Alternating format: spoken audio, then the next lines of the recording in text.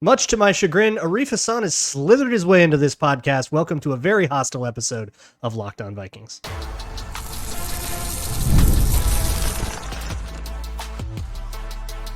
You are Locked On Vikings, your daily Minnesota Vikings podcast, part of the Locked On Podcast Network, your team every day.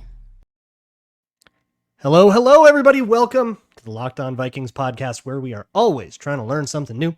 It's part of the Locked On Podcast Network, your team every day. Thank you so much for making Locked On Vikings your first listen of the day every single day. Today's episode is brought to you by FanDuel. Right now, new customers can get $150 in bonus bets when your first $5 bet wins. Today, we kind of had a bit of an NFL in general week here on Locked On Vikings, but it does affect the Vikings as much as it affects any team because there is is it percolating? What is the status of this collusion story where it has not really been picked up by the largest media outlets, but it's out there? Pablo Torre found some stuff. Well, it got picked up today by ESPN, actually. Oh, well, here we are. Awesome. Yeah, so I scooped them by a day, so take that. So this is Arif, for those who don't listen to the football parties, I guess. Arif has wide left, and at wide left there's a big write-up on this big collusion story. So just in a bare bones way to catch people up who maybe missed this whole thing, what happened? What's going on? So last year the NFLPA's collusion case against the NFL, which is an argument where they allege that the NFL the teams collaborated together in order to prevent players from receiving fully guaranteed contracts. And that both violates the law, but more importantly, because the law actually doesn't matter when you have a comprehensive bargaining agreement, it violates the terms of the agreement that the NFLPA and the NFL struck together. So they brought that forward a couple of years ago. The conclusion of that was 6 months ago. So, I guess not last year, but functionally last year. And the arbitrator concluded that the NFL really tried hard to collude, but ultimately failed. And in one of the few cases where attempting to commit a crime is not also a crime, I guess, the arbitrator ruled in the NFL's favor, and there were no damages awarded to the NFLPA. So that's what happened. Is that a good enough summary? We're setting the stage. So the idea that the NFL colluded is based off of a story that many might remember about Lamar Jackson, in which Lamar Jackson was given the non-exclusive franchise tag, the one where a team can trade 2 first-round picks if the Ravens want to or don't want to match their contract, right? The Ravens get a chance to match. If they say no, Lamar Jackson becomes yours at the contract you signed him to, but you have to give the Ravens 2 first-round picks. A deal that seems like something that many people should have been interested in because Lamar Jackson is very good at football. I feel like I'm not out on any controversial limbs there, but nobody, not only did nobody offer anything to Lamar Jackson, nobody had any discussions with Lamar Jackson, which was extraordinarily suspicious at the time. And there are, I guess, 2 facets of this that I want to jump into with you. But first, the nature of that, the nature of the fact that nobody wanted this, and how ridiculous that is on its face, and the kind of, I guess, stuff that was going on behind the scenes during that time that we're now just finding out about. So what happened? Big question. What happened? But question for you. What? Yeah. So there were a couple of cases that the NFLPA brought forward, all involving quarterbacks: Russell Wilson, Kyler Murray, and now Lamar Jackson. And the Lamar Jackson one is the one that's interesting to me because I don't see a world where Russell Wilson should earn a fully guaranteed deal in the time that it was alleged he should have, because the Seattle Seahawks just got rid of him in that world, right? So okay, sure. But in either case, all 3 quarterbacks were class members of this. It's not a lawsuit, but would be considered class members of this class action lawsuit were it one. But the one that's most interesting is Lamar Jackson. So like you said, the Ravens placed a version of the franchise tag, which I believe is called the exclusive rights franchise tag, which is the non-exclusive franchise tag. It's very confusing, and I love it's the 2 first round picks one. Yeah. So if you sign the guy, you give the 2 first round picks, and if no one does it, then he gets a lower amount of money than if you'd placed the super special franchise tag, which is one of the franchise tags that was placed on Kirk Cousins a while ago. But not both of them. It's Jesus. but yeah, so this allowed Lamar Jackson to have negotiations with teams about what his compensation would look like were he to join that team. So teams have to come up with an offer, provide him that offer, and then the Ravens have the right to match that offer. And if the Ravens match that offer, then they replicate those contract terms exactly, identically, no changes. Right. And with some rules set in so you don't get poison pilled. Everybody remembers. Steve Hutchinson. Yeah, that rule. So the reason teams didn't do this, didn't give an offer or even contact Lamar Jackson's mom about an offer. That's right? It's his mom or him personally. It is him, but his mom is like, man, if they had contacted his mom, it would have sufficed. But yeah, technically, okay, is his manager, which is I guess different because that's like brand stuff. But okay, so nobody, which is crazy.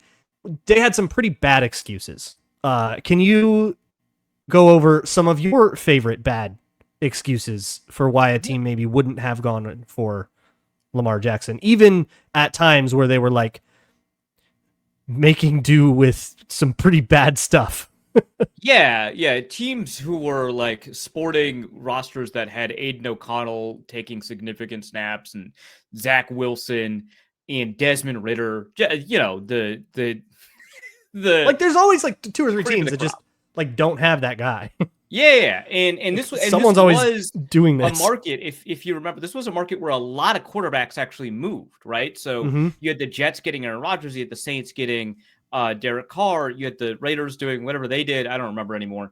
And then you had 4 teams draft quarterbacks in like the top 6 picks or whatever it was, like, or 3 teams. I don't know. Will Levis doesn't count, but I even think of like the Vikings had Kirk Cousins.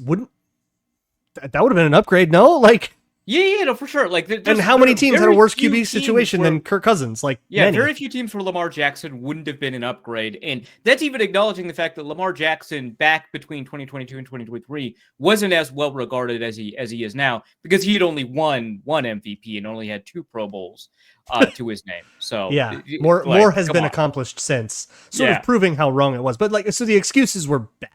Yeah, the excuses were incredible. We don't want to upset our locker rooms or upset any of the quarterbacks that we currently have on our roster, which, like, if you're mood managing Zach Wilson, I don't know, like, what your priorities are. But, you know, you don't want to do that. It's too hard. That's my favorite one. It's just so hard, you know, to negotiate. And then the Ravens could just sign him.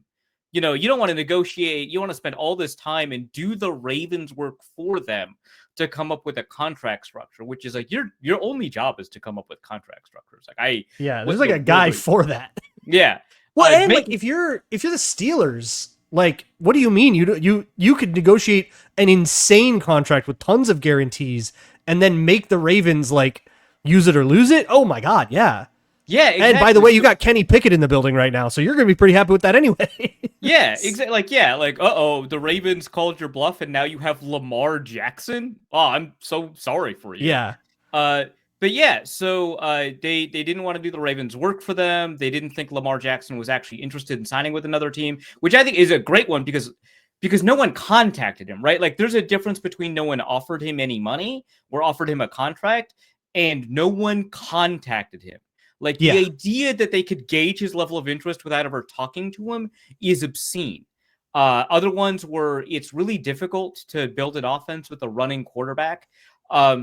What's great about this is that some of the teams that were supposed to have contacted him or would have been in the running that even testified ended up running offenses with running quarterbacks, right? Like, the Atlanta Falcons were like 2nd or 3rd in the league in quarterback runs like the following year. Like I'm sorry, it's difficult to incorporate that. Also, they're worried about Lamar Jackson's injury risk, which I know for like a lot of people, like, oh yeah, you got to be worried about injury risk with Lamar Jackson.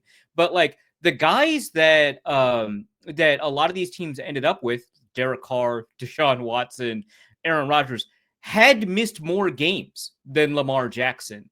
The Atlanta Falcons later signed Kirk Cousins, who had missed a whole half of a year, and he's like 40, right? But the injury risk wasn't a concern then. So like those were the excuses that teams came up with for never contacting Lamar Jackson to even see what a contract structure would look like at all, which is I think if you were to let me give some advice on how to do illegal stuff to the NFL real quick. You got to make it look like you're putting in an effort. Like you should in bad faith call him and then just say, yeah, he couldn't meet her. Just to put up the face. Right. Yeah. And that because then none of this would have been, oh, we called and then we didn't like what we heard. So he asked for too much money and we hung up, and everybody would have to kind of be like, okay.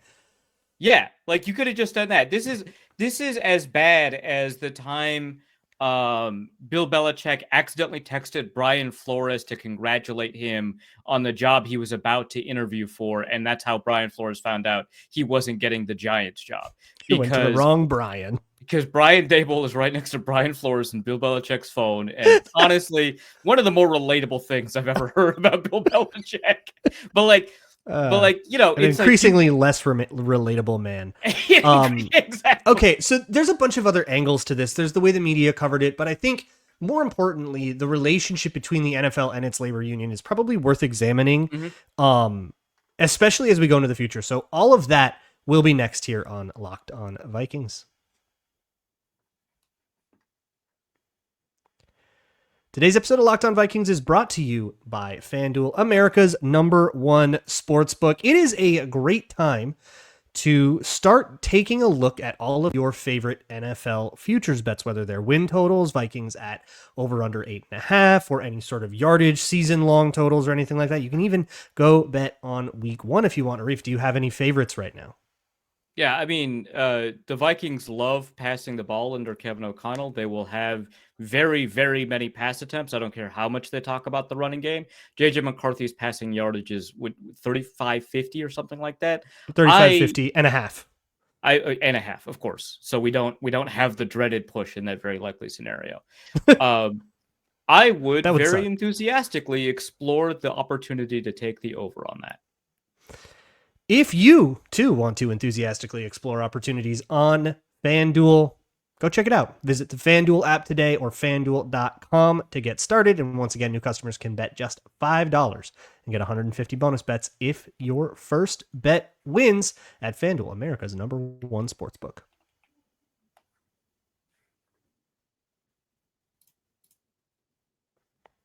Moving along here with the Locked On Vikings podcast.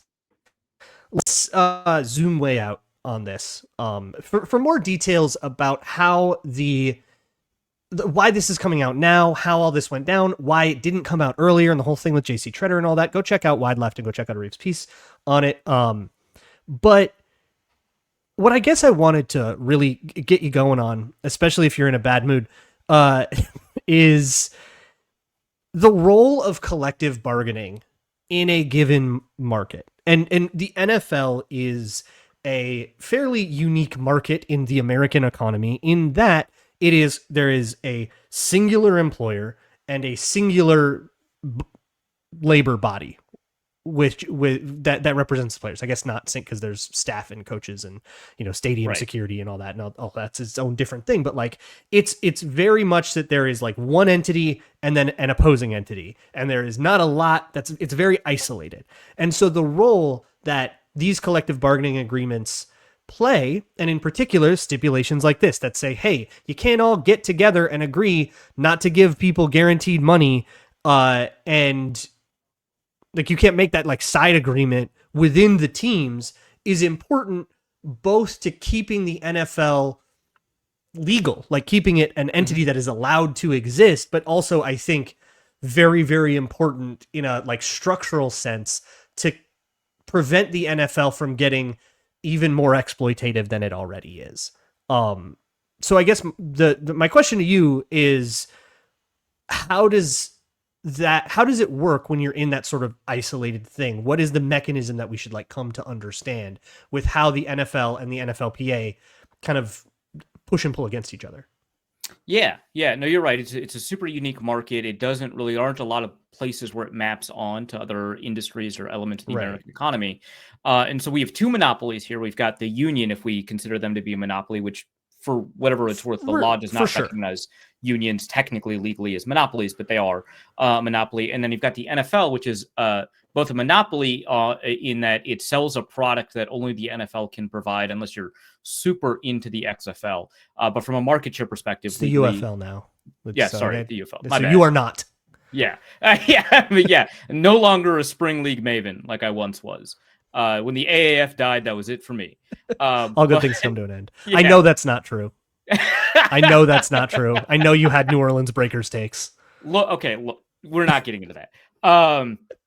So they're both. But the NFLPA, or the Players Union, is a monopoly. The NFL is a monopoly, and the NFL is also what's called a monopsony, which is what happens when you have a single buyer. So in a lot of markets, for example, Walmart can be considered a monopsony because they're the only ones that purchase a particular product or from a particular company. And so Walmart has significant buying power, and they can force their suppliers to make certain accommodations or restrictions or change their prices or do whatever, right? And so that's what the power of monopsony is. They can exercise sole buying power. And the NFL is that for NFL labor or for professional athlete labor because they set the market. There's no way that the CFL, which is what the NFL would probably argue in a legal case, there's no way the CFL or the UFL or the spring football league, whether or not that exists, or fan-controlled football. Fan-controlled football? Yeah. Going strong? Yeah, the NFL is functionally a monopsony in that world. And so you've got a single buyer, single seller, and then also a single seller in another market that's related. And so in order to make that legal, the NFL has to either jump through certain hoops. So the NFL has classified itself not as a supplier of football media or football entertainment, or rather, they've not classified themselves as a supplier of professional football entertainment, but football entertainment in general. So they're competing with college football, competing with high school football, and in order to avoid monopoly treatment, they don't air games on the same day as you see high school football and college football played. So that's why we don't see Saturday games until very late into the season when college football is over. In order to avoid, running afoul of monopoly law when it comes to, or trust law, I should say, when it comes to being a single employer, they enter into an agreement with the union, and the union essentially, through the comprehensive bargaining agreement, the arrangement of the CBA itself prevents the union from filing suit against the NFL for exercising this unique leverage that they have as a sole employer. And so this is a safety mechanism that the NFL bargains with the union to prevent them from being subject to lawsuits that would, make them violate antitrust laws. So the union negotiations insulate them from that element. And so you bargain with the union collectively in order to do that. And that's why we get a CBA every, in theory, every 10 years, but far faster than that. So in a more opinionated sense, why is it important to have that sort of comprehensive bargaining? Why do we have to have a JC Treader and a players union? Why can't players just go to their teams, agree on the contracts? Why does the union have to get involved? Yeah, so before, the NFLPA had, certified in the form that we recognize now, we didn't have free agency. Yes. Players did not have the ability, once their contract ended with a team, to go to another team and sign with a contract unless the team allowed them to do that, and the team has no incentive to do that. So we saw it very rarely. So you would often see teams giving up draft picks to sign free agents. It would be like the Vikings giving up a draft pick to Washington for the privilege to sign Jonathan Allen this year, even though he was no longer under contract. Correct. Yeah, because the teams retained the rights to sign that player, even though they were no longer in the contract.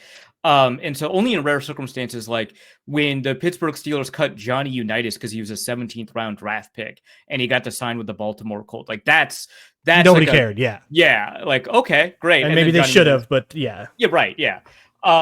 But yeah, so that's, and so until like, you had, Reggie White sued, and then, we got free agency. We didn't have exploding player salaries or anything. Actually, exploding like it's a bad thing. We didn't have reasonable player salaries. Players had to work multiple jobs, despite the NFL now raking in tens, maybe even hundreds of $1 millions in ticket sales and media rights. Players had to work second jobs because they couldn't earn enough money as NFL players to have that be their income. And so they were not earning the money that should have been afforded to them from them being able to produce, essentially being the whole product. They are the NFL in a real sense, right? So without that bargaining power, they were restricted. NFL owners made tons and tons of money on that. And so the NFL had to institute a salary cap. And if you institute a salary cap, you are agreeing to reduce player compensation by design. That's what a salary cap is, like, by definition. And that would run afoul of law, right, of antitrust law, the Sherman Antitrust Act. And so in order for them to be able to do that, they have to negotiate with the union about what that salary cap is, now that we have an era of free agency. And then the comprehensive bargaining agreement, or the collective bargaining that occurs with the union negotiating with the NFL, then governs a bunch of rules, not just the percentage of revenue that goes to players, but also, the mechanism for discipline, league discipline, what contract structures can and can't look like. Like, for example, if you look through the CBA, there's like a list of 17 incentives that can be offered in a contract. No other incentives are allowed in the contract other than the ones that are outlined in the CBA. So these documents can get really extensive and detailed about what the NFL can and can't do, what the NFLPA can and can't demand, and stuff like that. So when you have rules like, PED usage and stuff like that, that's like negotiated as part of the collective bargaining agreement between the NFL and the NFLPA. And without it,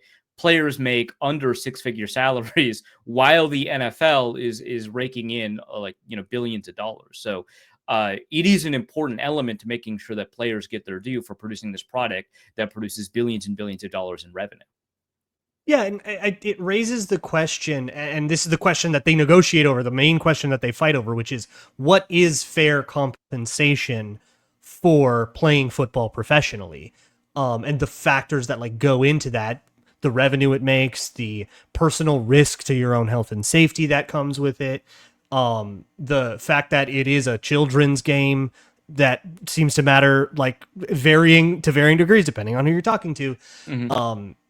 So before I went out of town, I recorded a bunch of shows ahead of time about some various little history anecdotes and stuff that some stuff that didn't make it into the doc, or stuff I found interesting.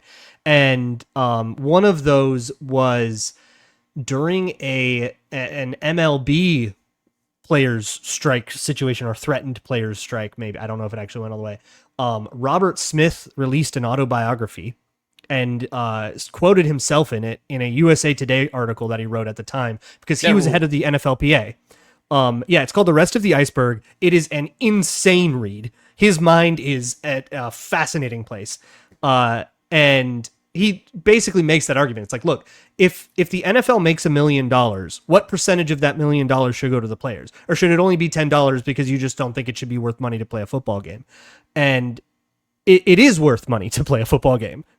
Objectively, you all paid a bunch of money. If you're listening to this show, you've probably paid a bunch of money to watch football, whether it's paying for it on TV by watching ads, paying in a way for this show by listening to ads, by paying for tickets if you've gone to a game, or any number of merch, any number of things. So it is valuable to play football professionally, and therefore their fair share should be negotiated by an entity that rivals the power of the entity that the NFL is. Those things should probably be of equal powers, and when collusion happens, that upsets that balance, which the ramifications of that and the ruling and the way this is covered and all this stuff is what I want to get into next on Locked On Vikings.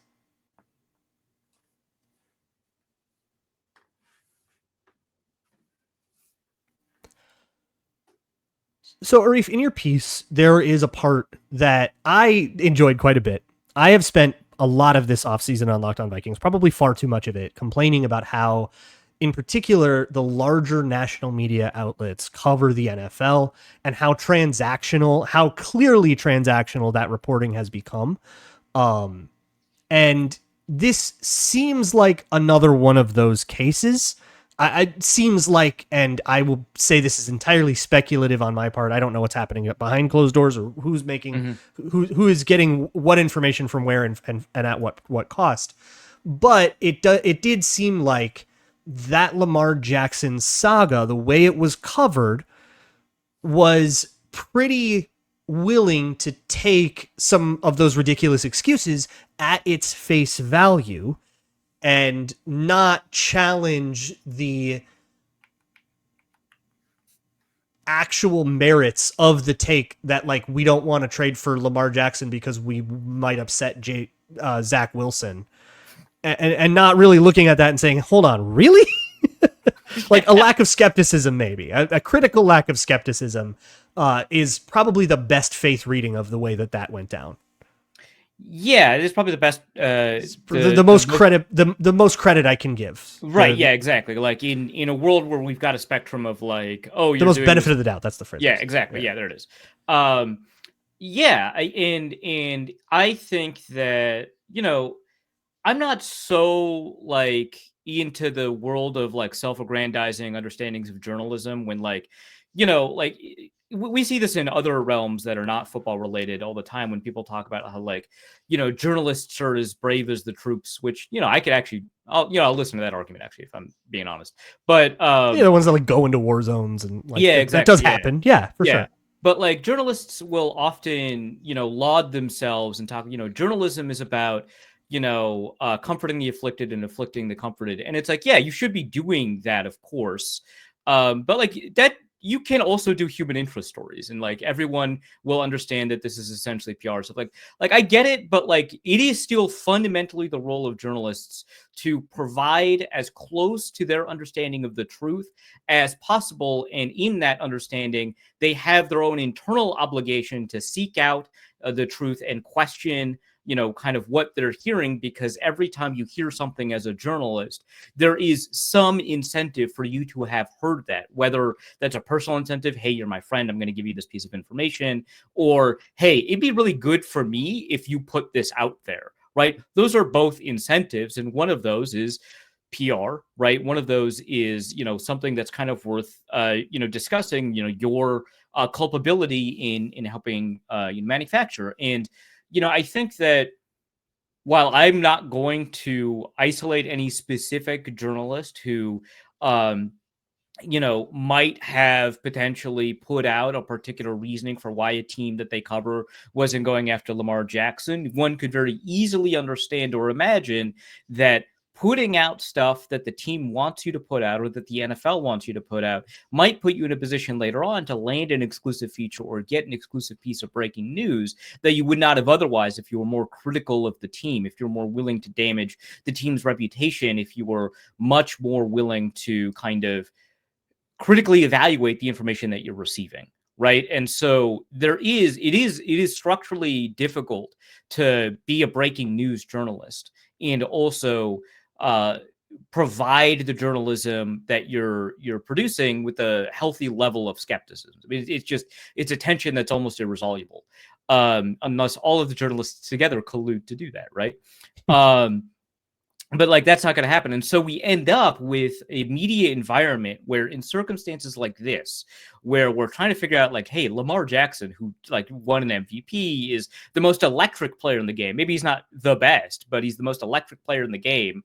NFL executives ranked him like 8th that year. Right? Like you go to the Athletics, like the same guys. Yeah, the same guys ranked him like 8th, right? And it's like, how much would you give up for the 8th best, who's now like the 3rd best quarterback, right? Yeah. How much would you give up for the 8th best quarterback who's like 24 in the NFL? How much would you give up? Well, I would personally give up at least 2 first-round picks and $55 million a year. Me personally, and probably a lot of executives would do the same thing. And in fact, they did that for Deshaun Watson. Right, they gave up 3 first-round picks and a 2nd and a 4th or something like that, right, and more than $55 million fully guaranteed.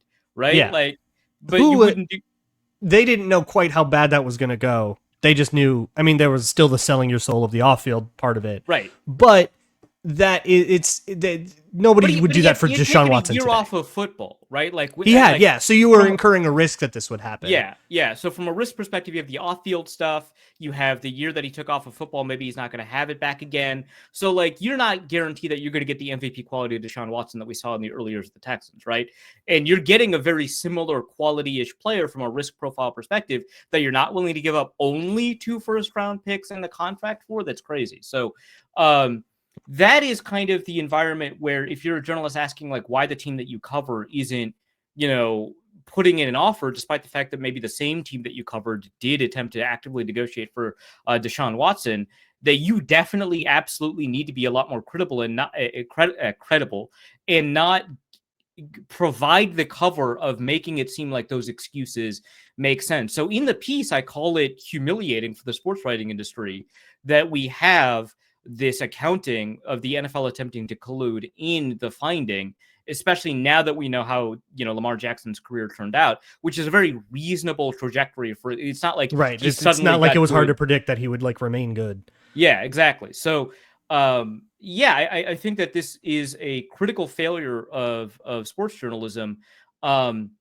And a lot of the stuff that I cover at Wide Left is about sports writing, the sports writing industry. Having never been a breaking news guy, there's always going to be, blind spots in my coverage of that. But I think when it comes to the analysis side, where I think a lot of these journalists failed, saying that, teams would do this because their only incentive is to win is just putting on blinders. It's just refusing to kind of see the very obvious thing in front of you, which is that these are companies who want to generate profit, that want to generate long-term negotiating leverage, that will sacrifice wins, which we've seen teams do this. They sacrifice wins in order to secure long-term profitability. The idea that every team is kind of purely pursuing the motive of putting their team in the best position to win at all times is so naive and so divorced from reality that you should not be a sports journalist, in my opinion, if you're willing to accept that fundamental premise at all times in every circumstance. Yeah, I think about Cincinnati right now and the situations they're dealing with Trey Hendrickson and Shamar Stewart, and how you're not seeing the same like kind of water carrying excuse making about people are just saying, oh, well, the Bengals are just like handling this pretty bad, and like you're seeing a little bit more criticism. But I want to wrap this out with a question about, okay, so at the end of the day, this is all after the fact. The ruling came down, and even if you want to question the process by which that arbitrator was chosen, which you do have part of that in the article, or you want to question the decision itself, it happened. It happened. Nothing came of it. In the eyes of the official truth, that no collusion happened, as ridiculous as you may find it. So what happens now? Why does that matter? Why does it matter to find and root out and expose this collusion? And I think more critically, why does it matter that we are talking about this after the fact? Why not just chalk it up to an L and let it go? Yeah, well, so first, because Pablo Torre, released this report and I encourage everyone to listen to the much better podcast than the one we're on right now, Pablo Torre Finds Out, where he talks about this, right? Yes. Mike Florio is on that, and I'm not even going to tell you not to go watch it. So yeah, that's I mean it. Yeah, exactly. Today it was announced, like as of this recording, so you're going to be hearing this maybe a day or two later, but the NFLPA has decided to finally appeal the ruling after it was made public. So, wow. Yeah. Bullying works. Yeah, bullying works. So that's one reason is, we need to successfully bully these large organizations into doing the right thing. But also, like, I think it matters because we all form really strong attachments to these players and these teams. And I think most of us, the vast majority of us, want to do well by these players. And so we want to see these players put in a position where they're taken care of for all of the stuff that they do for us. You mentioned, oh, it's a children's game. I can't believe they're paid to do that. No one ever argues that Pixar shouldn't receive money for producing children's movies. So I just think it's crazy that even if it's, quote, a children's game, it produces value, right? Right. These guys, it's an entertainment product that's as lucrative as any other. Yeah. It's a crazy, yeah. they put their body on the line for our entertainment. They choose to do so. So at the very least, we can respect the struggle that they go through to make sure that they get their due in that process. And it is something that causes an immense amount of pain, an immense amount of personal sacrifice that we should at least respect. And so the situation where we find out that the NFL is doing as much as they can to screw these players that provide us with the entertainment that, you know, we attach ourselves to, that we listen to entertainment about the entertainment, like, you know, it is important that we understand, you know, how these players are treated. And so seeing this reporting, seeing how players are treated, whether or not it's officially the case that they technically colluded or not, gives us a better understanding of the product that we're participating in, and allow us maybe down the line to make the choices that we need to make, whether we, you know, don't support the NFL when they do something that we think is something we don't like, or whether or not, you know, we support the players publicly when we post about them, or whatever, right? It allows us to make more informed decisions about the things that we care a lot about, that consume so much of our time and give us so much joy or suffering that we like to collectively participate in throughout the year.